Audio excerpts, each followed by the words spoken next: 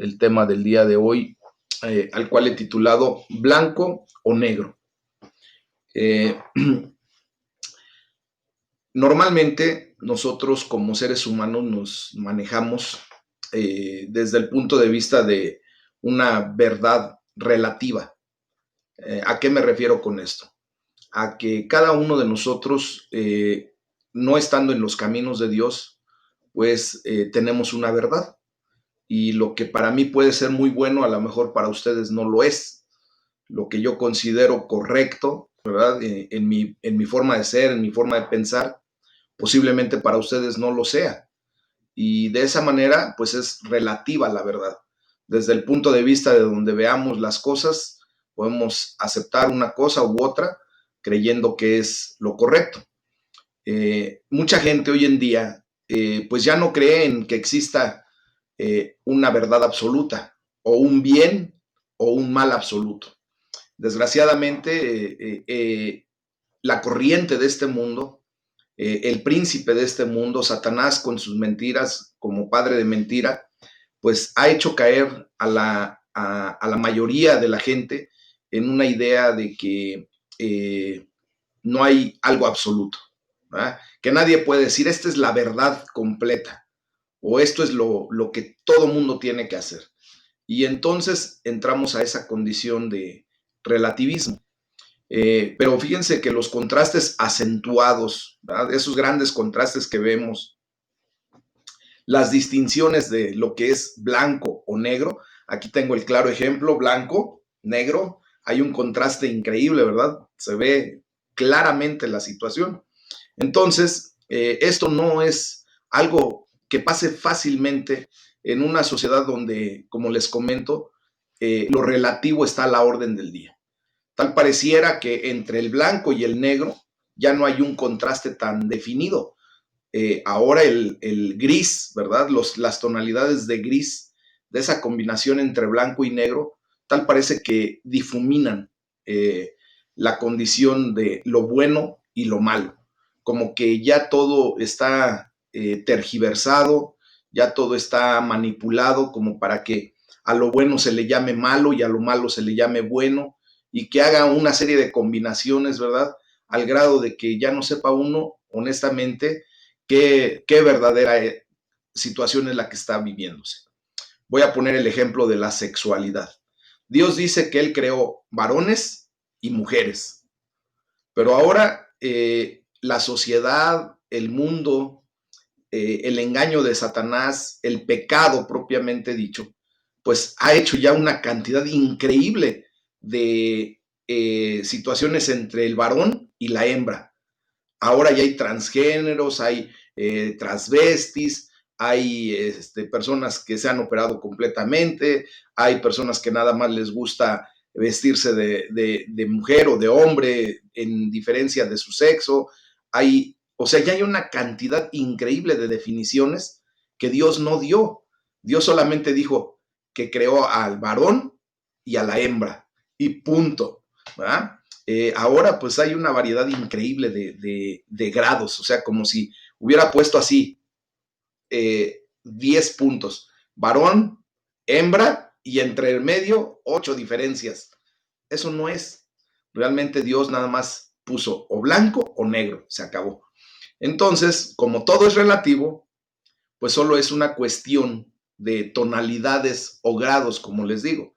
Si pudiéramos poner el blanco y el negro en contraste, ¿verdad? Pudiéramos poner una cantidad increíble de tonalidades de gris que nos llevara desde blanco, un puntito de negro, blanco, 2 puntitos de negro, blanco, 1000 puntitos de negro y negro con un puntito de blanco y de esa manera ir como que negociando la cosa, ¿no? Y el enemigo, pues, se goza de eso. ¿Por qué? Porque desgraciadamente la gente, al no tener una referencia clara de la verdad absoluta de Dios, pues se deja engañar y piensa que es lo correcto, ¿verdad? Que haya tergiversaciones, haya distorsiones que nada tienen que ver con la verdad absoluta de Dios. Entonces, cuando nosotros utilizamos una verdad relativa, lo que para usted es bueno y para mí es malo, tenemos diferencias y es lo que también utiliza el enemigo para hacernos estar no en unidad, sino al contrario, divididos, en encono, en discordia, en ira, en pelea, ¿verdad? Y posteriormente hasta en guerra. Entonces, ¿cuál es la situación el tema del día de hoy? Que nosotros tenemos que llegar a comprender que hay una verdad absoluta, una verdad que se aplica a mi vida tan exactamente igual como se aplica a tu vida y a la vida de todos nosotros. Aquí ya no se trata de desde cómo lo veo yo, o desde qué punto de vista lo veo yo, o desde qué punto de vista lo ves tú, o desde cómo tú lo miras. No, se trata cómo lo ve Dios y en automático nosotros adoptarlo y aceptarlo tal cual es y ponerlo en práctica en nuestras vidas. Eso nos va a llevar a algo especial, que es a lo que siempre Dios ha querido que nosotros lleguemos, que es a la unidad, a que no tengamos puntos de vista diferentes, sino que todos seamos de un mismo sentir, de un mismo pensar, que estemos en un mismo espíritu, ¿verdad? Y de esa manera, lejos de estar distanciados, con molestias, con enojos, con peleas, todo lo contrario, en armonía, en unidad, en bendición. Amén. Eso es lo que vamos a estudiar el día de hoy, porque como seguidores de Cristo, mis amados, no podemos rendirnos ante las ideas de este mundo, a esas ideas relativistas. Recuerden lo que dice Romanos 12:2.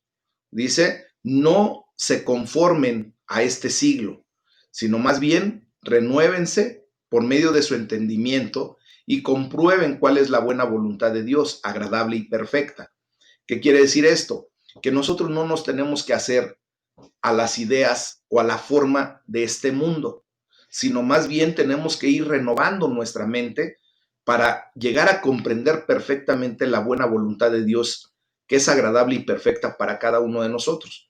Cuando tú y yo comprendemos la buena voluntad de Dios, renovando nuestra mente, permitiendo que nuestra mente cada vez se vaya asemejando a la mente de Cristo, pues nos vamos a dar cuenta de que Dios nos creó de una manera excepcional, perfecta, en donde tú y yo tenemos que llegar.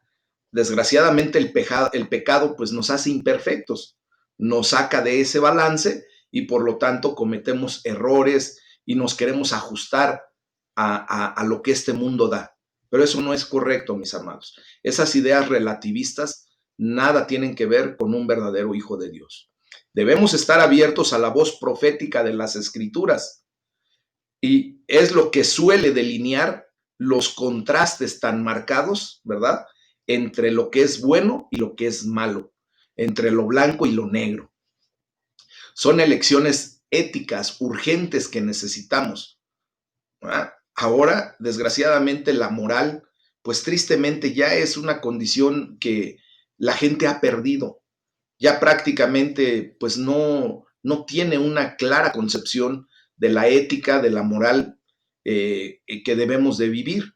Entonces, necesitamos urgentemente que ustedes y yo, por lo menos, empecemos a elegir éticamente, con una moral correcta, ¿verdad? Porque recordemos que tú y yo somos entes moralmente responsables de lo que pensamos, de lo que hacemos y de lo que decimos, ¿verdad? ¿Delante de quién somos responsables? No solamente delante del hombre, mis amados, sino delante de Dios, ¿verdad? Entonces, también necesitamos, ¿verdad? El camino correcto, no en los caminos alternativos, no el que tú te puedas ir por un lado y yo por otro y querer llegar al mismo lugar que es Cristo, no. Jesucristo dijo, yo soy el camino y nosotros no necesitamos caminos alternativos o salientes o salidas, ¿verdad? En medio de los problemas o situaciones complejas, no. Nosotros necesitamos seguir el camino que Dios nos ha trazado. Porque si nos desviamos, si utilizamos caminos alternativos, mis amados, simplemente vamos a generar ideas, ¿verdad? De cómo resolver nuestros problemas, pero desde el punto de vista humano. Y muchas veces, ¿verdad? Dicen que el fin justifica los medios. ¿Y qué pasa cuando los medios son incorrectos, aun cuando llegamos a un fin? Por ejemplo, una persona que tiene como objetivo, como un fin en su vida, llegar a ser, a tener una economía sólida, ¿verdad? Él puede decir, bueno, los medios justifican, perdón, el fin justifica los medios. Y si yo ahorita robo, pues no importa, porque yo después voy a ser rico y voy a tener una economía sólida. No importa si yo mato a alguien dentro de un robo, porque a final de cuentas voy a cumplir mi objetivo. Eso es lo que el enemigo dice, ¿verdad? Eso es lo que el enemigo quiere, que nosotros utilicemos rutas alternas, desviándonos del camino que Dios nos ha trazado a través de Cristo para resolver problemas o situaciones que nosotros vemos complejamente. Nosotros no tenemos que actuar así. Dios nos dice, ¿verdad?, que debemos de ser honestos, honrados, cabales, íntegros, ¿verdad? Que nuestra pesa sea la medida correcta, que no tenemos por qué robar, que no tenemos por qué timar, no tenemos por qué hacer como atajos para llegar a nuestro destino. Cristo es nuestro destino, pero también Cristo es nuestro camino. Amén. Entonces, fíjense que la realidad de lo bueno y lo malo, pues aparece muy claramente en los pasajes que vamos a estudiar el día de hoy. Y nos dan un agudo contraste entre lo bueno y lo malo. Vamos a leer el Salmo número 71, del versículo 9 al 18, y aquí vamos a entender algo bien precioso, que es acabar bien contra parecer humillado. Y era lo que hablábamos el otro día acerca de ser mansos, ¿verdad?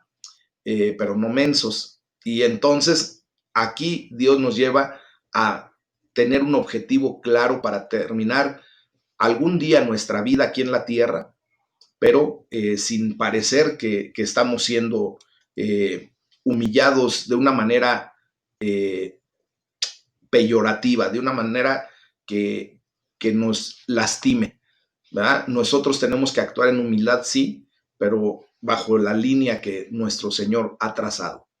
Dice la palabra de Dios, Salmo 71, versículo 9 al 18. No me deseches en el tiempo de la vejez. Cuando mi fuerza se acabe, no me desampares, porque mis enemigos hablan de mí, y los que acechan mi alma consultaron juntamente, diciendo, Dios lo ha desamparado, persíganlo y atrápenlo, porque no hay quien lo libre. Oh Dios, no te alejes de mí. Dios mío, acude pronto en mi socorro. Sean avergonzados, perezcan los adversarios de mi alma, sean cubiertos de vergüenza y de confusión los que mi mal buscan. Mas yo esperaré siempre y te alabaré más y más. Mi boca publicará tu justicia y tus hechos de salvación todo el día. Aunque no sé su número, vendré a los hechos poderosos de Jehová el Señor. Haré memoria de tu justicia, de la tuya sola. Oh Dios, me enseñaste desde mi juventud y hasta ahora he manifestado tus maravillas. Aún en la vejez y las canas, oh Dios, no me desampares, hasta que anuncie tu poder a la posteridad y tu potencia a todos los que han de venir. Fíjense bien, que aquí la palabra de Dios solamente nos muestra el único tipo de gris que es aprobado en la Biblia. Y este es el pelo gris, las canas, ¿verdad? El cual, mis amados, es visto como lo dice el Proverbio 16:31, que lo voy a leer tal cual. Dice, corona de honra es la vejez, que se halla en el camino de justicia. Mis amados, es una honrosa corona la que el Señor nos pone, ¿verdad? Ya en nuestra vejez, con un pelo gris que no es ni blanco, ahí sí, ni negro, ¿verdad? De repente está así, grisáceo. Y personalmente, pues para mí es algo que cada vez me da más ánimo, ¿verdad? Estoy viendo que el Señor me está coronando por seguir en el camino de la justicia. Eh, entonces, es el único gris que nosotros podemos ver en la palabra de Dios. De ahí en fuera el Señor es muy claro, hace un contraste entre el blanco y el negro, ¿ok? El salmista está muy decidido a terminar correctamente, a tener un fin como Dios lo planeó para su vida. Y escribe de la siguiente manera, como lo leímos, ¿verdad? Dice, no me rechaces cuando llegue a viejo, No me abandones cuando me falten las fuerzas. Eso lo dice en el versículo 9 y en el 18 lo reafirma. Dice, aun cuando yo sea anciano y peine canas, no me abandones. Oh Dios, hasta que anuncie tu poder a la siguiente generación, a la generación venidera. Hermanos, nosotros estamos llamados, para anunciar el poder de Dios, la gloria de Dios a los que vienen atrasito de nosotros, a nuestra siguiente generación. Y esto pues se pone en un acentuado contraste, ¿verdad?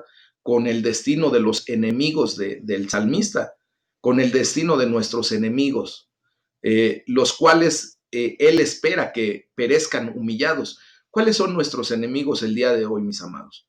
Posiblemente tú y yo no nos levantemos en guerra como antaño los reyes se levantaban en guerra, reino contra reino, ¿verdad? Y eran sus enemigos. No, nosotros tenemos enemigos en común. El primero, pues obviamente es Satanás y sus huestes. El segundo enemigo en común que tenemos es el mundo. Y el tercer enemigo en común que tenemos ustedes y yo es nuestra carne, ¿verdad? Entonces, nosotros verdaderamente debemos desear que ellos perezcan humillados, que nuestra carne se doblegue, ¿verdad? Que el mundo doble su rodilla delante de nuestro Señor en una condición de humillación total, porque eso es lo que le corresponde por haber tenido toda esa desfachatez que ha tenido hasta el día de hoy. Y el enemigo, pues no se diga, ¿verdad? Él ya ha sido derrotado y simplemente al final de los tiempos va a ser puesto en el lugar de tormento para siempre y va a ser humillado completamente. De hecho, él ya fue humillado en la cruz del Calvario, fue exhibido, pero el Señor todavía le tiene preparada una humillación mayor. Entonces, desde la perspectiva del Nuevo Testamento, probablemente pues esta no es la mejor manera de orar por nuestros enemigos, ¿verdad? Pero es cierto que también hay algunas personas que parecen perecer humilladas. Desgraciadamente es la gente que ha tomado un camino equivocado y tristemente vemos cómo Dios los humilla de una manera increíble, ¿verdad? Y es una manera trágica de terminar la vida de cualquier persona. Nosotros tenemos que anhelar y ver, ¿verdad?, la manera de que siempre estemos en el camino de Dios para que el fin de nuestra vida en esta tierra pues sea de una manera correcta delante de Dios. El salmista se pone en contraste con aquellos que perecen humillados. Dice, pero yo, ahí en el versículo 14, hace una diferencia muy clara, un contraste muy bien especificado. Dice, pero yo, ¿verdad? O sea, quiere seguir estando cerca de Dios hasta el final de su vida. ¿Tú qué quieres hacer hasta el final de tu vida? Yo honestamente quiero ser como el salmista, estar como el salmista, ¿verdad? Eh, Pegado al Señor, unido a nuestro Dios Todopoderoso. De hecho, el salmista quiere que el final de su vida sea más fructífero, incluso que el comienzo. Y ese es el objetivo de Dios, ¿verdad? A todos nosotros Dios nos encontró en el camino y nos hizo voltear a verlo cuando éramos infructuosos completamente, cuando no dábamos ningún fruto para el reino de Dios, sino todo lo contrario. Pero ahora el Señor nos está transformando para que, así como vamos caminando, al final de nuestros días seamos más productivos para el reino de Dios. ¿De qué manera? Pues acercando a mucha gente a los pies de Cristo. Amén. Entonces, por eso dice ahí el salmista en el versículo 14, pero yo más y más y más te alabaré. Estaré cada vez más entregado a ti. Cada generación tiene la responsabilidad de pasar la estafeta, ¿verdad?, a la siguiente generación, como lo dice el versículo 18. Y Dios nos está llamando a eso, mis amados hermanos. Y una parte clave de terminar bien en esta vida es planificar cómo vamos a pasar la estafeta a otros. ¿Qué tú estás haciendo en la vida de tus hijos, en la vida de tus sobrinos, en la vida de la gente que viene como la siguiente generación? O a lo mejor ya te toca ver la condición de tus nietos. O a lo mejor, como a mi mamá, hasta la vida de sus bisnietos. ¿Qué estás haciendo? ¿Les estás proyectando la palabra de Dios? ¿Les estás animando a seguir el camino de Jesucristo? Ojalá y así sea, porque de esa manera el día que el Señor te llame, ¿verdad?, a su presencia, pues vas a ir con una gran gavilla, con un buen atado de fruto para la gloria de Dios. Y le entregarás esas gavillas y le dirás, Señor, he aquí el fruto que yo conseguí para ti. Fui eficiente, fui fructífero. Y el Señor te dirá, bien, mi buen siervo fiel, en lo poco te fuiste fiel, en lo mucho te pondré. Y lo mejor de todo, cuando te diga, entra al gozo de tu Señor, ¿verdad? Porque fuiste fructífero. No para tu gloria, sino para la gloria de Dios. No porque con eso te ganaras el cielo, no.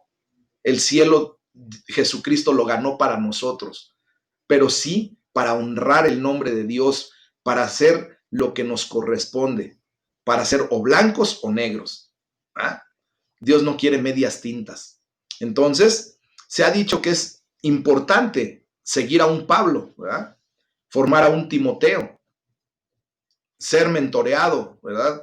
Como una persona que te pueda enseñar claramente, pero también preparar a alguien. Eso es lo que la palabra de Dios nos enseña.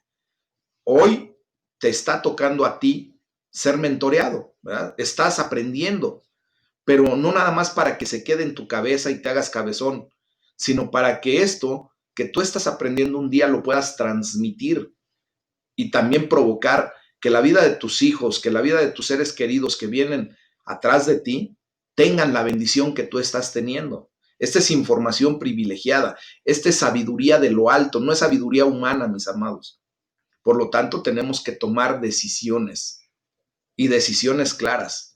Tristemente vemos cómo nuestra juventud, ¿verdad?, se está desbocando, se está perdiendo. Y todo porque nosotros muchas ocasiones también somos grises, tibios a la hora de manifestar abiertamente nuestra relación con Dios. Y como los jóvenes ahora todavía te dicen, es que yo no quiero saber nada de Dios ahorita, yo estoy joven.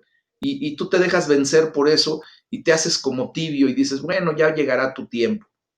No, mis amados hermanos, tengamos misericordia por nuestros jóvenes, por nuestros niños. La misericordia que debemos mostrar es llevarlos a los pies de Cristo, porque eso es para salvación y vida eterna. Hay ocasiones en que preferimos que mejor se pongan a ver la televisión, que se pongan a ver cómo pierden el tiempo por ahí, a que se sienten con uno a escuchar un devocional, a escuchar una alabanza, a leerles la palabra de Dios, a explicarles. Entonces, hagamos lo correcto, mis amados. Pasemos la estafeta, terminemos la carrera, como dice el apóstol Pablo, pero con autoridad. Amén. Hay que pedirle a Dios que nos ayude constantemente a declarar su poder a la siguiente generación, a declarar su nombre, a declarar sus proezas, sus maravillas, a enseñarles que Dios es bueno y que su misericordia es para siempre y que deben tener el temor de Dios y el amor por Dios. Oremos para que nuestra boca dé testimonio de la justicia de Dios y que nuestra boca también proclame de sus grandes obras, de sus maravillas. Amén. Pero para poder nosotros dar testimonio con nuestra boca, mis amados hermanos, pues primero tenemos que dar testimonio con nuestros hechos, porque dicen, y hay un dicho muy bien dicho, que la palabra llama, pero los hechos arrastran, el ejemplo arrastra, ¿verdad? Entonces, demos un buen ejemplo. Dios nos está equipando, Dios nos está enseñando, Dios nos está llevando a que seamos o blancos o negros, pero bien, dice nuestro Señor, más te vale ser o frío o caliente, porque a los tibios los vomito. Curiosamente, hay gente a la que le gusta la comida bien caliente, ¿verdad? Hirviendo. Una sopa bien caliente, un caldo de res bien caliente, un café bien caliente, o de plano bien frío, ¿verdad? O frappé o un café bien caliente, hirviendo, gorgoreando. Y luego les preguntas, ¿pero por qué así si hasta te quemas? Es que tibio me da asco, dicen. Y a muchos de ustedes seguramente las cosas tibias en esa área les da asco. ¿ah? Una sopa media tibiona que ya empiece a generar así como que la costrita del cebito que se le forma a la sopa o al caldo, y se lo come uno y sí, sí da asco, verdaderamente no sabe bien. Entonces imagínense cuando nosotros estamos entre el mundo y entre el reino de Dios, con un pie en el mundo, haciendo de las nuestras por allá, olvidándonos del temor de Dios, olvidándonos del camino de Jesucristo por darle gusto a nuestra carne, al mundo, al que dirán, a la tradición, y con el otro pie queriendo estar en el reino de los cielos. Dice el Señor, eso no es para mí, lo vomito, lo detesto. Entonces Dios nos llama o a ser calientes o fríos de plano, se acabó. Entonces no nos llama a ser grises. Grises ya les dije, solamente aquí, en la cabeza. Nos llama a ser o blancos o negros. No hay más. Entonces, para eso, pues vamos a leer en el libro de los Hechos de los Apóstoles, en el capítulo 4, del versículo 23 hasta el capítulo 5, versículo 11, en donde la palabra de Dios nos llama y nos enseña claramente o a ser llenos del Espíritu Santo o a ser llenos de las obras de Satanás. ¿Qué prefieres? Vamos a leer la palabra de Dios y ahorita lo comentamos. Eh, perdón, Hechos 4:23. Dice, y puestos en libertad, vinieron a los suyos, ¿se acuerdan que habían puesto bajo las rejas? Los habían atrapado a Juan y a Pedro en su momento, pero ya puestos en libertad vinieron a los suyos y contaron todo lo que los principales sacerdotes y los ancianos les habían dicho. Y ellos, habiéndolo oído, alzaron unánimes la voz a Dios y dijeron, soberano Señor, tú eres el Dios que hiciste el cielo y la tierra, el mar y todo lo que en ellos hay, que por boca de David tu siervo dijiste, ¿por qué se amotinan las gentes y los pueblos piensan cosas vanas? Se reunieron los reyes de la tierra y los príncipes se juntaron en uno contra el Señor y contra su Cristo, porque verdaderamente se unieron en esta ciudad contra tu santo Hijo Jesús, a quien ungiste Herodes y Poncio Pilatos con los gentiles y el pueblo de Israel, para hacer cuanto tu mano y tu consejo habían antes determinado que sucediera. Y ahora, Señor, mira sus amenazas y concede a tus siervos que con todo denuedo hablen tu palabra, mientras extiendes tu mano para que se hagan sanidades y señales y prodigios mediante el nombre de tu santo Hijo Jesús. Cuando hubieron orado, el lugar en que estaban congregados tembló, y todos fueron llenos del Espíritu Santo y hablaban con denuedo la palabra de Dios. Y la multitud de los que habían creído era de un corazón y un alma, y ninguno decía ser suyo propio nada de lo que poseía, sino que tenían todas las cosas en común. Y con gran poder los apóstoles daban testimonio de la resurrección del Señor Jesús, y abundante gracia era sobre todos ellos. Así que no había entre ellos ningún necesitado, porque todos los que poseían heredades o casas las vendían y traían el precio de lo vendido y lo ponían a los pies de los apóstoles y se repartía a cada uno según sus necesidades. Entonces José, a quien los apóstoles pusieron por sobrenombre Bernabé, que traducido es hijo de consolación, levita, natural de Chipre, como tenía una heredad, la vendió y trajo el precio y lo puso a los pies de los apóstoles. Capítulo 5. Pero cierto hombre llamado Ananías, con Zafira su mujer, vendió una heredad y sustrajo del precio, sabiéndolo también su mujer, y trayendo solo una parte la puso a los pies de los apóstoles. Y dijo Pedro, Ananías, ¿por qué llenó Satanás tu corazón para que mintieses al Espíritu Santo y sustrajeses del precio de la heredad? Le dice, reteniéndola, ¿no se te quedaba a ti? Y vendida, ¿no estaba en tu poder? ¿Por qué pusiste esto en tu corazón? No has mentido a los hombres, sino a Dios. Al oír Ananías estas palabras, cayó y expiró. Y vino un gran temor sobre todos los que lo oyeron. Y levantándose los jóvenes, lo envolvieron y sacándolo lo sepultaron. Pasado un lapso como de 3 horas, sucedió que entró su mujer, no sabiendo lo que había acontecido. Entonces Pedro le dijo, dime, ¿vendiste en tanto la heredad? Y ella dijo, sí, en tanto. Y Pedro le dijo, ¿por qué convinieron en tentar al Espíritu del Señor? He aquí a la puerta los pies de los que han sepultado a tu marido y te sacarán a ti. Al instante ella cayó a los pies de él y expiró. Y cuando entraron los jóvenes la hallaron muerta y la sacaron y la sepultaron junto a su marido. Y vino gran temor sobre toda la iglesia y sobre todos los que oyeron estas cosas. Una vez más, vemos un perfecto contraste, un agudo contraste, un marcado contraste, mis amados. En este caso, del que se da entre los discípulos, ¿verdad? Primero dice que todos fueron llenos del Espíritu Santo, ahí en el versículo 31 del capítulo 4. Pero Ananías y Zafira, ¿verdad? Dice, Pedro le dice a Ananías, ¿cómo es posible que Satanás haya llenado tu corazón? O sea, la palabra de Dios nos enseña que nosotros podemos ser llenos del Espíritu Santo o podemos ser llenos de las condiciones de Satanás, de sus mentiras, de su condición de enemistad en contra de Dios. ¿De qué tú quieres llenar tu corazón? ¿De qué quieres tú permitir que se llene tu corazón? ¿De qué deseas tú verdaderamente que tu corazón sea lleno? ¿Se han dado cuenta que todos los días oramos porque el Espíritu Santo venga, llene nuestras copas, llene nuestra vida, rebose nuestra copa, ¿verdad?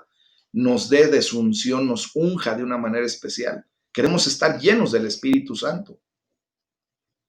Fíjense bien, vamos a primero ver los grandes efectos de ser llenos del Espíritu Santo. Primero, cuando tú y yo estamos llenos del Espíritu Santo, así como le pasó a Pedro y a Juan y a todos aquellos hombres de los que habla la palabra de Dios en este capítulo, fueron llenos del Espíritu Santo y esto les trajo valentía. Pedro y Juan no se dejan amedrentar por las amenazas que les hacen. ¿Se acuerdan que nosotros leímos el día de ayer que los amenazaron y les dijeron que no volvieran a hablar del nombre de Jesucristo ni a predicarlo? Al contrario, ¿qué fue lo que hicieron? Alzaron unánimes la voz en oración a Dios. Y vean qué tipo de oración hacen. En ese momento, en el versículo 29, dice, ahora Señor, toma en cuenta sus amenazas y concede a tus siervos el proclamar tu palabra sin temor alguno, le están pidiendo denuedo, autoridad para proclamar su palabra. El versículo 31 dice, después de haber orado, tembló el lugar en que estaban reunidos. Todos fueron llenos del Espíritu Santo y proclamaban la palabra de Dios sin temor alguno, con denuedo. Aun cuando los alguaciles, los sacerdotes, los gobernadores les habían dicho que no volvieran a predicar a Jesucristo. ¿Ah? Pero la valentía que nos da el Espíritu Santo obrando en nuestras vidas, mis amados, nos lleva a declarar la grandeza de Dios, a declarar las bondades de Dios, a querer proclamar esa verdad. Amén. También trae unidad. Dice el versículo 32 que todos los creyentes eran de un solo sentir, de un solo pensar. Miren, al estar llenos del mismo espíritu, pues obviamente la unidad es una característica de una comunidad que está inmersa, que está embebida, que está llena del Espíritu Santo. Déjenme decirles que cuando ustedes y yo estamos en estos tiempos, pues estamos pensando lo mismo, estamos viviendo lo mismo, estamos declarando lo mismo. Y en ese sentido, tenemos la gran bendición ahora de poder manifestarnos en unidad. Eso es a lo que nos trae la bendita palabra de Dios, el Espíritu Santo llenando nuestras vidas. También nos trae a generosidad, mis amados. Ese es otro punto muy particular. Ayer mi mamá oraba acerca de la generosidad que debemos de manifestar, porque como hijos de Dios, nosotros tenemos la provisión del Señor y por lo tanto nosotros podemos ahora dar de lo que hemos recibido, de lo que Dios nos ha dado. Y como lo hemos explicado, no necesariamente es economía, no necesariamente es lo material. Nosotros ahora podemos dar del gran amor que Dios nos ha dado, no dejando atrás aquello, la economía, los recursos para el extendimiento del reino de Dios, para la manifestación del poder de Dios aquí en la tierra, porque de Él es el oro y la plata del mundo, porque tú y yo recibimos de su mano. Él es nuestro Jehová Jireh, Él es nuestro proveedor y por lo tanto, cuando Él nos da, no pretende Él que seamos egoístas o ávaros, sino más bien que nosotros también, así como Él nos da con misericordia, con amor, ¿verdad? Pues también nosotros aprendamos a dar con generosidad. En ese momento, cuando fueron llenos del Espíritu Santo, pues tenían una actitud liberada respecto de sus posiciones. ¿Ah? Dice la palabra de Dios en el versículo 32 y 34, nadie consideraba suya ninguna de sus posesiones. ¿Por qué? Porque Dios se las había dado, ellos entendieron. Al ser llenos del Espíritu Santo, nosotros podemos comprender que es Dios el que nos da las cosas. ¿Ah? Y ellos aprendieron a compartirlas. No había ningún necesitado en la comunidad, mis amados. Es a lo que nosotros tenemos que llegar en algún momento. Cuando tú eres lleno del Espíritu Santo, yo sé porque tú lo has sentido así como yo lo he sentido, cuando el Espíritu Santo de Dios llena nuestra vida y nos lleva a dar generosamente, lo hacemos sin reparo, sin reproche, ¿verdad? Lo damos de corazón y lo hemos hecho. Y eso es para la gloria de Dios. Así justamente es. Bueno, en ese momento imagínense que aquellos que podían permitirse la situación ayudaban a los que necesitaban, a los más necesitados. Yo sé que en este grupo que Dios nos permite tener, hay gente que tiene una posibilidad de permitirse ayudar a los demás. Hagámoslo, hermanos. No retengamos. Acuérdense lo que es el ciclo de reproducción. Cuando el Señor nos da una semilla, pues nosotros tenemos que sembrarla, dejando que esa semilla prácticamente se quede enterrada y se vaya, ¿verdad? Pero esa semilla va a traer producción, va a traer fruto. Así es como nosotros debemos actuar con respecto a lo que Dios nos ha dado. Tenemos que aprender a sembrar y hay que aprender a sembrar en tierra fértil para que no se eche a perder, para que no nada más sembremos y se pierda, no. Oremos a Dios cuando tengamos esa necesidad por la llenura del Espíritu Santo, digámosle a Dios, Señor, ¿en dónde debo sembrar? Y el Señor te va a llevar primeramente a tu casa, a sembrar en tu casa, ¿ah? A sembrar en la comunidad a la que has sido llamado. Por ejemplo, al centro de formación cristiana Aljaba de Dios.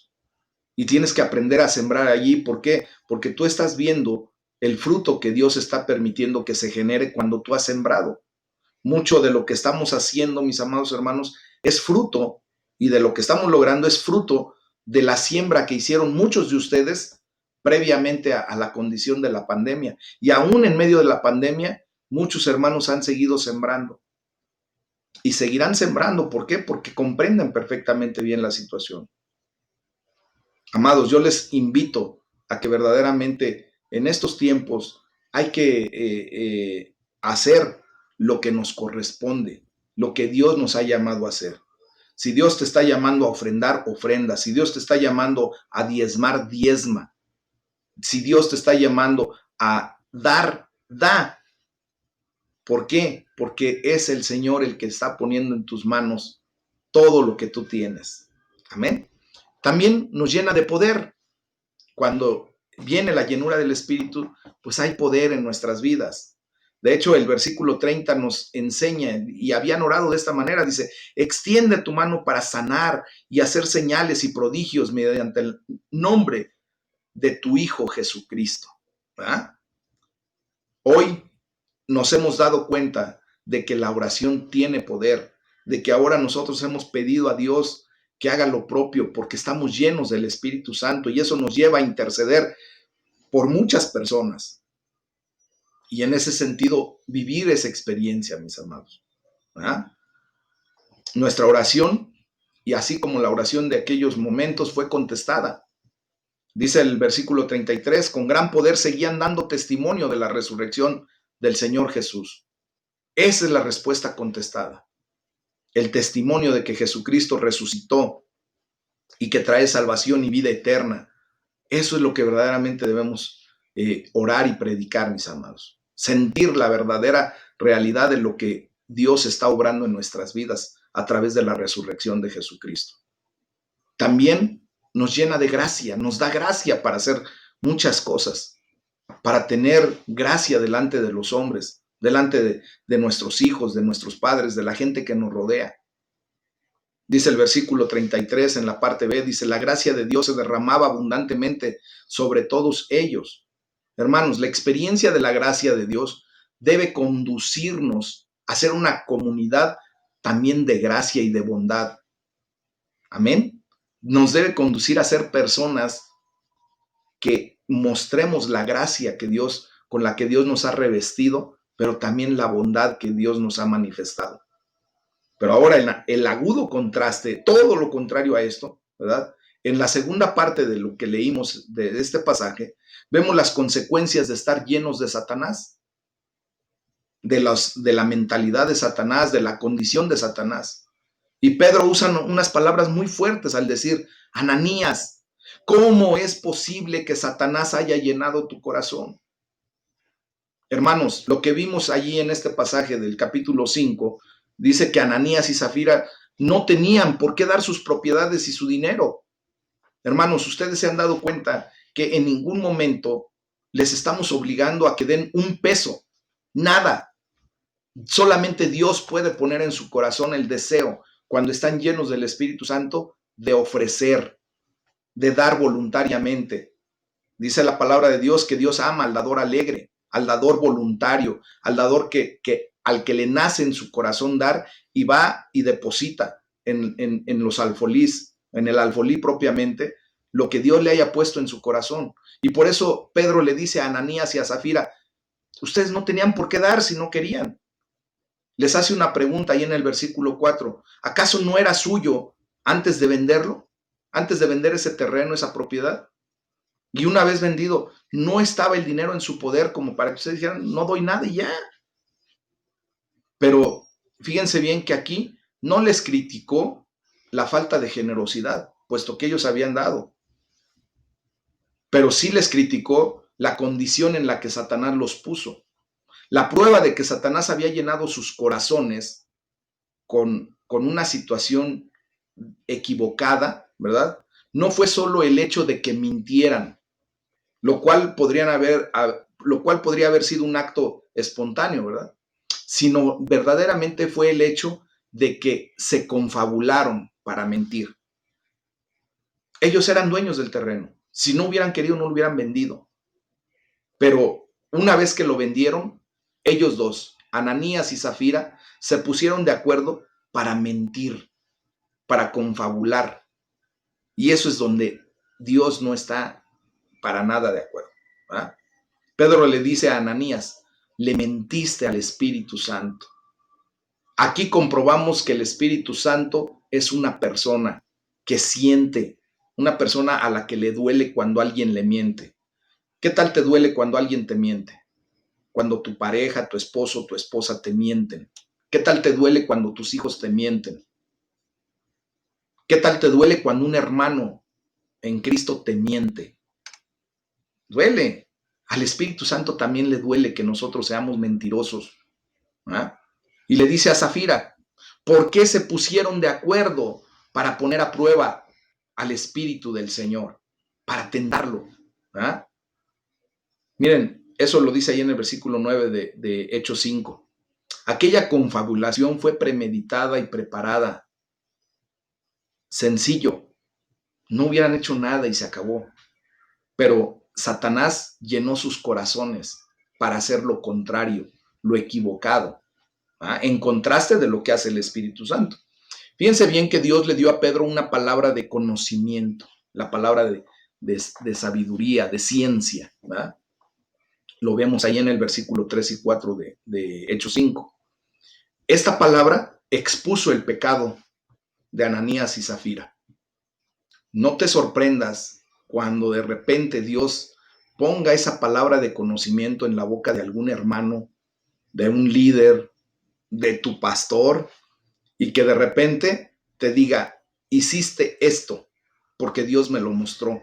Esto equivocado, dejaste que Satanás llenara tu corazón e hiciste lo incorrecto. No te sorprenda, hermano, porque dice la palabra de Dios que todo ha de salir a la luz. Y Dios nos da a muchos de nosotros no solamente el espíritu de discernimiento, ese don de discernimiento, sino también nos da palabra de conocimiento. Entonces, no nos expongamos, mis amados, porque esa es la manera más humillante en la que Dios nos exhibe. Cuando alguien viene y te dice, sin saber, y hasta tú dices, ¿qué pasó? Si pareces policía, me andabas persiguiendo, ¿o qué pasa? No, no. Acuérdense que a Dios no podemos engañarlo, mis amados. No te mientas. Dios no puede ser burlado. Entonces no dejemos que Satanás llene nuestro corazón. Antes seamos llenos del Espíritu Santo de Dios. El temor de Dios, mis amados hermanos, muchas veces embarga nuestras vidas. Ese temor santo, ese temor reverente. Y este tipo de temor no es el miedo a los seres humanos o el miedo a servir, no. Es un miedo santo, es un temor más bien, es un temor reverente, ¿verdad? Entonces, cuando nosotros nos llenamos de un sano respeto por Dios, ¿verdad? O sea, nos llenamos del Espíritu Santo, que es el que nos da también el temor de Dios, pues sabremos que con Dios no se juega. Es el versículo 11 lo que dice claramente. Entonces, esta historia no es fácil de leer, de explicar, y a muchos les resulta difícil entender la severidad del juicio de Dios en este pasaje bíblico. Dios no puede ser burlado. Ciertamente lo que el hombre sembrare, eso cosechará. En última instancia, mis amados, solo Dios conoce los secretos de nuestros corazones y tenemos que confiar en que sus juicios siempre son justos y equitativos. Él no juega al gris, Él no juega al tibio. Mis amados, Él juega siempre a la verdad y a la verdad absoluta. A Él no lo podemos engañar, no le podemos mentir. Esto solamente nos debe recordar constantemente la magnificencia de la presencia de Dios entre nosotros. ¿Por qué? Porque Dios es omnipresente. En todo lugar está. Él es omnisciente, todo lo sabe. No nos podemos ocultar. Dice la palabra de Dios, ¿a dónde me podré ocultar de ti? ¿A dónde podré huir de ti? Si pudiera subir tan alto como a los cielos, allí estás tú. Si pudiera bucear hasta lo profundo de la mar, allí estás tú. ¿A dónde nos podremos ir, hermanos, para escondernos de la presencia de Dios? Para tratar de ocultar lo equivocado, la tibieza de nuestros corazones. No podemos. Por eso el Señor nos llama a ser o fríos o calientes, o blancos o negros, y se acabó. ¿Ah? No le hagamos caso al enemigo. Mira, tú puedes ser tibio, no pasa nada. Al fin que yo te estoy cocinando y tú ni cuenta te estás dando. ¿Ah? Hemos puesto la enseñanza de la rana para cocinarla. Y es verdad, yo lo preparé en algún momento. Tú atrapas a las ranas y para que no brinquen de la cacerola donde las vas a cocinar, tú pones el agua fría y tú metes a las ranas. Y la rana está tranquila allí porque no siente nada de agresión. Tú le prendes abajo a la olla, al perol, y empieza a calentarse gradualmente el agua. Poco a poco se va entibiando. ¿Verdad? Y la rana pues está sintiendo ricos. De hecho, hasta se acomoda, se estira bien rico. Ven las ancas de la rana, las patitas de atrás, hasta se estiran así bien padre. Y sigue la temperatura subiendo. La rana no se está dando cuenta de que la temperatura está subiendo porque se mimetiza, se acomoda, ¿verdad? Y no se da cuenta de que la estamos cocinando. Pero una vez que empieza a hervir el agua, mis amados, a la rana se le funde su cerebro, obviamente porque ya está cocinado, se muere y ni brincó. Ya después tú la pelas, la limpias, le haces lo que quieras, ya la sazonas, lo que tú quieras hacer y queda riquísima. Y se cocinó y ni cuenta se dio. Pues déjame decirte que Satanás nos quiere tener en esa misma condición. Tú sé tibio, no pasa nada. Mira, de verdad, tú vas a decir una mentirilla piadosa. tú vas a actuar de una manera que, ¿verdad? Vas a ver que ni cuenta se van a dar. Vas a agarrar este atajo, ¿ah? Vas a mentir, vas a robar, de repente vas a hacer algo que no es lo correcto delante de Dios, pero no pasa nada. No te estás dando cuenta, no nos damos cuenta que Satanás nos está cocinando. Y cuidado cuando llegue el punto de quiebro, cuando el agua hierva y ni cuenta nos dimos y se nos funda el cerebro y nos morimos. Pero nos morimos verdaderamente, no nada más al cuerpo físico, sino para la vida eterna. Entonces tengamos mucho cuidado, mis amados. Entonces, el sentido de la presencia de Dios es tan grande en nuestra vida, mis amados, que nosotros debemos de vivir y experimentar el temor, ¿verdad?, hacia la presencia de Dios. Y debe ser tan grande esa manifestación que ahora el Espíritu Santo nos da, que debemos temer porque nuestros pecados pueden ser expuestos. Y mejor declararlos delante de Dios, decirle, Señor, tú sabes que he pecado, perdóname, no quiero ser evidenciado, no quiero ser humillado de la manera en que alguien me señale porque tú hablaste a su vida, porque tú le diste palabra de conocimiento y yo vengo a ser exhibido. Eso es lo que Satanás quiere. ¿Para qué? Para ridiculizarte, para exhibirte, para humillarte y para después decirte, después tú no sirves como hijo de Dios, mejor vente otra vez a mi reino de las tinieblas. Aquí todo es oculto, aquí nadie se va a dar cuenta. ¿Saben por qué mucha gente no quiere venir a los pies de Cristo, mis amados?